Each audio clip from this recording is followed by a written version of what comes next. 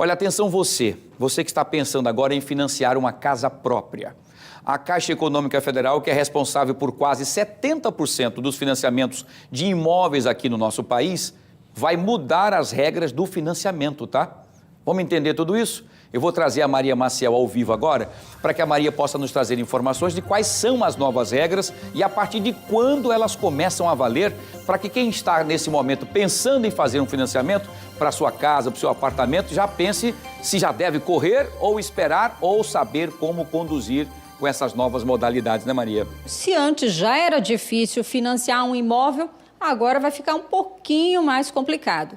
Aqui do meu lado está o Antony Lima, que é especialista em direito imobiliário, para falar então sobre isso. Essas mudanças vieram para dificultar, quer dizer, quem não tem dinheiro já não tinha, agora vai ter que ter esse trabalho de conseguir, ainda mais para conseguir dar entrada. Quais são essas principais mudanças? Boa tarde. Boa tarde, Maria. Boa tarde, Wilson. Boa tarde a todos. Realmente agora vai dificultar um pouco para quem necessita de um financiamento imobiliário para aquisição da sua casa própria. Já sabíamos que 20% já era um percentual até alto e considerável para você fazer um financiamento de 80%. Hoje em dia, você aumentando esse percentual, tanto para 30% como para 50%, isso dificulta. Então, será de 30% para quem optar pelo sistema de amortização constante, a SAC, ou para quem optar pela tabela Price, vai ser de 50%. Ou seja, essa pessoa vai ter que desembolsar inicialmente ou 30% do valor global do imóvel ou 50% daquele imóvel. Então, isso dificulta? Sim. Por quê? Porque não é só o valor de entrada para fazer esse financiamento.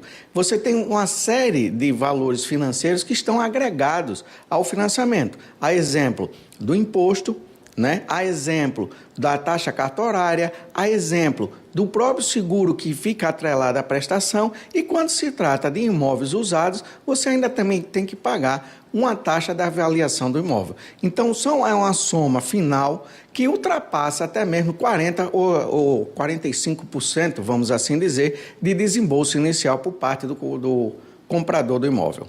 Qual a justificativa da Caixa Econômica para aumentar esse valor da entrada? A questão da poupança. Então, poucos aplicadores na caderneta de poupança, e isso diminuiu muito, a retirada subiu muito da caderneta de poupança. Então, aqueles investidores que poupavam, que tinham seu dinheiro aplicado na caderneta de poupança, optaram por fazer essas retiradas. E com isso, como a caderneta de poupança é pelo Sistema Brasileiro de Poupança e Empréstimo, é um dos recursos para aquisição do imóvel, para financiamentos imobiliários, está dificultando esse empréstimo por parte da instituição bancária. Sabemos que também tem uma outra fonte de incentivo, que é o FGTS também, de origem para recursos de financiamento.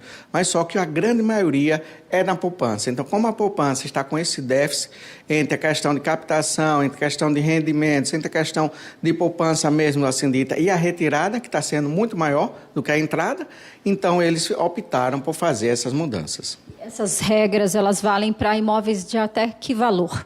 Ela vale até para imóvel de 1,5 milhão e também vale para imóveis novos, imóveis usados, comerciais, para terrenos, ou seja, a partir do dia 21 de outubro vai estar valendo para todos esses tipos de imóveis, lotado até 1,5 milhão. Agora, somente a Caixa Econômica que adotou essas novas regras, mas ela é responsável por 80% dos financiamentos do país. Os outros bancos também devem seguir esse mesmo exemplo? O que você acredita? É verdade. A linha mestra de financiamento habitacional é oriundo todos da Caixa Econômica Federal. Até mesmo pela facilidade da obtenção do crédito, pela questão, às vezes, da diferenciação da taxa de juros. Até então, as demais instituições bancárias não se pronunciaram a respeito de seguir essa linha. Talvez eles não optem por isso. Se não optar, é uma boa chance do consumidor procurar as demais instituições e ver como é que está se tratando essa nova modalidade, se optaram ou não. E até, se não optaram, é um meio de também o consumidor ter como opção de buscar outra instituição. Bom, nessa hora, o consumidor, aquele que estava de olho no imóvel, pensando em financiar, faz o quê? Nessa hora ele tem que pesquisar bastante, Maria.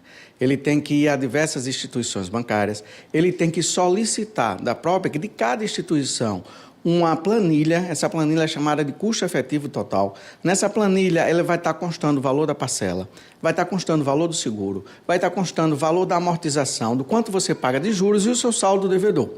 Então, com essa planilha em mão, o consumidor ele tem que, juntamente com a sua família, né, fazer um levantamento orçamentário para que não venha a sofrer nenhuma penalidade ou até mesmo venha a perder esse imóvel no futuro. Aliado a isso, ele tem que procurar também um seguro. Não necessariamente o seguro é obrigacional para fazer com aquela mesma instituição. O seguro é obrigatório? Sim, porque ele garante morte ou invalidez permanente ou danos físicos no imóvel, mas pode ser feito com outra instituição. Ou seja, é recomendável, o aconselhamento é que pesquise bastante. Okay, obrigada, então, pelas informações. É isso, né? O que já era difícil ficou um pouquinho mais difícil. Então, na hora aí de financiar, quem pretendia, agora é hora de sentar, avaliar, ver quais são as melhores opções.